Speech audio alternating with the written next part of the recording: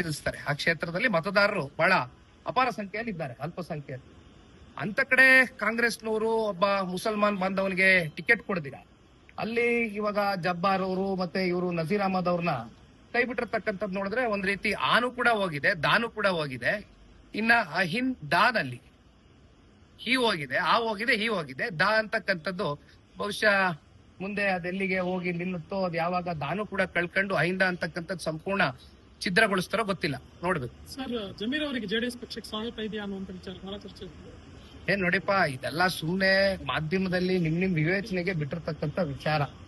ಈಗಾಗ್ಲೇ ಬಹುಶಃ ನಿನ್ನೆ ದಿನ ನಾನು ಕೂಡ ಎಲ್ಲ ಹೋಗಿದ್ದೆ, ಗಾಡಿಲಿ ಬರ್ತಾ ನೋಡಿದೆ. ಯಾಕಂದ್ರೆ ರೆಗ್ಯುಲರ್ ಅಪ್ಡೇಟ್ ಆಗ್ಬೇಕಲ್ಲ, ನೋಡ್ತಾ ಇರ್ತೀವಿ ಯಾರ್ಯಾರು ಏನೇನ್ ಹೇಳಿಕೆ ಕೊಟ್ಟಿದ್ದಾರೆ ಅಂತ. ಅವ್ರ ಕಡೆಯಿಂದ ಹೇಳಿಕೆ ಕೊಟ್ಟಿದಾರಲ್ಲ, ಸ್ಪಷ್ಟೀಕರಣ ಕೊಟ್ಟಿದಾರಲ್ಲ. ಅದೇನಪ್ಪ ಕಾಂಗ್ರೆಸ್ ಪಕ್ಷ ಬಹಳ ಅವ್ರಿಗೆ ಸ್ಥಾನಮಾನ ಕೊಟ್ಟು ರಾಜಕೀಯವಾಗಿ ಬಹಳ ಉನ್ನತ ಸ್ಥಾನಕ್ಕೆ ಬೆಳೆಸಿದೆ ಕಾಂಗ್ರೆಸ್ ಪಕ್ಷ ಅಂತ ಹೇಳಿದ್ದಾರೆ. ಹಾಗಾಗಿ ಅವ್ರ ಬಗ್ಗೆ ಯಾಕೆ ಚರ್ಚೆ ಮಾಡ್ತೀರಿ? ನಮ್ಮ ಪಾರ್ಟಿ ಕಟ್ತಕ್ಕಂಥದಕ್ಕೆ ಪಕ್ಷದ ಕಾರ್ಯಕರ್ತರಿದ್ದಾರೆ, ಸಿದ್ಧರಿದ್ದಾರೆ. ಹೋರಾಟ ಕೊಡ್ತಕ್ಕಂಥದಕ್ಕೆ ಎಲ್ಲರೂ ಕೂಡ ತಯಾರಾಗೇ ಮುಂದೆ ಬಂದಿದ್ದೇವೆ. ಹಾಗಾಗಿ ಕಾರ್ಯಕರ್ತರಿ ಪಕ್ಷ ಕಟ್ತಾರೆ. ನಾವ್ ಯಾರನ್ನು ಕೂಡ ಅವ್ರು ಬರ್ತಾರೆ ಇವ್ರು ಬರ್ತಾರೆ ಅಂತ ನೆಚ್ಕೊಂಡು ಇವತ್ತು ಈ ಪಾರ್ಟಿ ಉಳಿದಿಲ್ಲ. ಮುಂದೆನೂ ಕೂಡ ಯಾರನ್ನೂ ನೆಚ್ಕೊಂಡು ಕೂಡ ಈ ಪಾರ್ಟಿ ಉಳಿತಕ್ಕಂಥ ಸನ್ನಿವೇಶ ಕ್ರಿಯೇಟ್ ಆಗಲ್ಲ.